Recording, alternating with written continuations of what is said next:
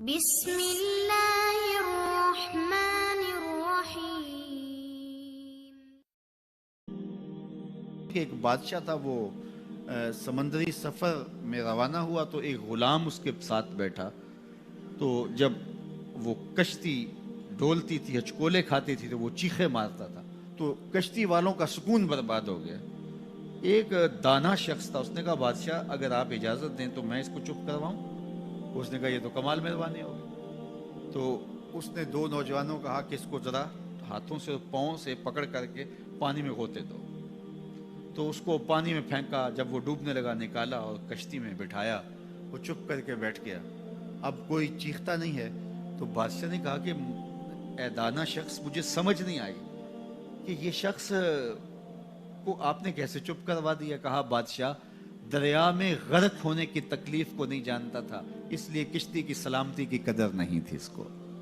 اب اس نے وہ غرق ہونے کی تکلیف دیکھ لی، اب کشتی کی سلامتی کی اس کو قدر ہو گئی ہے. تو اللہ نے جو ہمیں عطا کیا ہے، آپ دیکھیں کہ اس سے نیچے کتنے لوگ بستے ہیں. جب آپ نیچے فرشت دیکھیں گے جو بیچارے نانے شبینہ کو ترستے ہیں.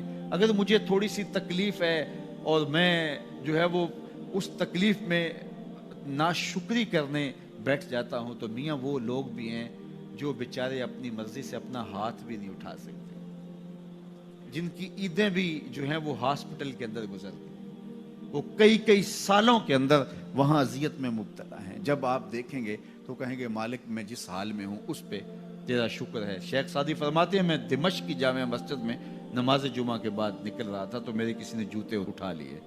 تو یہ شروع سے ہوتا آیا ہے. تو کہتے ہیں کہ میں ننگے پاؤں جا رہا تھا اور میری حالت یہ تھی کہ میں جوتا خریدنے کی استطاعت بھی نہیں رکھتا تھا. تو میں دل میں شکوہ کناں تھا کہ اتنا بڑا لوگ تجھے امام سمجھتے ہیں اور تیری یہ مالی پوزیشن کہ جوتے بھی نہیں خرید سکتا. تو آگے میں نے دیکھا ایک شخص تھا جس کے پاؤں ہی نہیں تھے اور وہ رینگتا ہوا آ رہا تھا.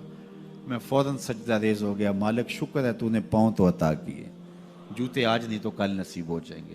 تو جو میسر ہے اس کی قدر سیکھو، جو میسر نہیں ہے اس کی جلن میں اپنے آپ کو جلانے کی کوشش نہ کرو، تو زندگی سوکھی ہو جائے گی. یہ ضابطہ میرے حضور نے دیا. انظروا الی من هو اسفل منکم، اپنے نیچے دیکھنے کی عادت ڈالو، تم سکھی ہو جاؤ گے، تم پریشان نہیں ہوگے. لیکن اگر شوق ہو تمہیں اوپر دیکھنے کا تو فرمایا پھر دین میں جو اپنے سے اوپر ہیں ان کو دیکھو. کہ میں تو یار صرف 5 پڑھتا ہوں، یہ تہجد بھی پڑھتا ہے. میں تو صرف رمضان کے فرض روزے رکھتا ہوں اور یہ ہر ماہ نفلی بھی رکھتا ہے. میں تو صرف زکوٰۃ دیتا ہوں، یہ صدقات و خیرات بھی کثرت سے کرتا ہے، یہ لوگوں کے کام بھی آتا ہے، دکھیوں کی مدد بھی کرتا ہے. تو پھر ان کو دیکھو گے تو پھر تمہارے عمل میں قوت پیدا ہوگی. اوپر دیکھنے کا شوق آ جائے تو دین میں جو اوپر ہے ان کو دیکھو، ورنہ نیچے دیکھو. نیچے دیکھو گے زندگی سوکھی رہے گی. اپنی مٹی پہ ہی چلنے کا سلیقہ سیکھو، اپنی مٹی پہ ہی چلنے کا سلیقہ سیکھو. سنگ مرمر پہ چلو گے تو پھسل جاؤ گے. تو زندگی سوکھی کرنے کا طریقہ یہ ہے کہ اپنے نیچے دیکھو اور اللہ کا شکر ادا کرو. پھر سنو، میں تو کہتا ہوتا ہوں یہ ٹینشن فری حدیث ہے. سید علی المرتضیٰ فرماتے ہیں حضور نے فرمایا جو اللہ کے دیے گئے تھوڑے رزق پہ راضی ہو گیا، اللہ اس کے تھوڑے عملوں پہ راضی ہو جائے گا. زندگی سوکھی کر دیتی ہے یہ حدیث پاک. تو جو اللہ نے دیا مالک تیرا شکر ہے. یہ تھوڑا کرم ہے کہ تو نے ہمیں انسان بنایا ہے، ہمیں فہم و ادراک کی دولتیں دی ہیں، ہمیں شعور اور خرد عطا کیے ہیں. کتنی مخلوقات ہیں جو سارا دن شدت کی گرمی میں بوجھ اٹھاتی ہیں اور چارہ جا کے جو ہے وہ باہر سے لے رہی ہوتی ہیں. وہ بھی تو تیری مخلوقات ہیں. تو نے ہمیں انسان بنایا، انسانوں کے گھر میں پیدا کیا.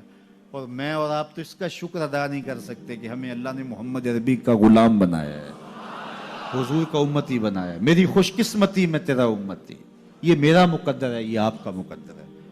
جس کے لیے نبی آرزویں کرتے رہے، تمنائیں کرتے رہے، لوگ راہیں تکتے رہے، منتظر رہے، صدیوں انتظار کرتے رہے، لیکن ہم نے کوئی انتظار نہیں کیا. آنکھ کھولی، ہمارے والد صاحب مسجد سے مولوی صاحب کو بلا لائے.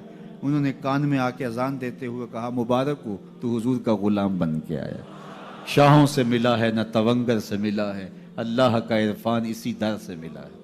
اوروں کو ملا ہے تو مقدر سے ملا ہے، مجھ کو تو مقدر بھی تیرے در سے ملا ہے. یہ میری اور آپ کی خوش بختی، تو جتنا بھی شکر ادا کرے تھوڑا، تو لوگوں کے کام آئیں، لوگوں کے لیے جو ہے وہ خیر کی چابی بنے اور شر کا تالا بنے.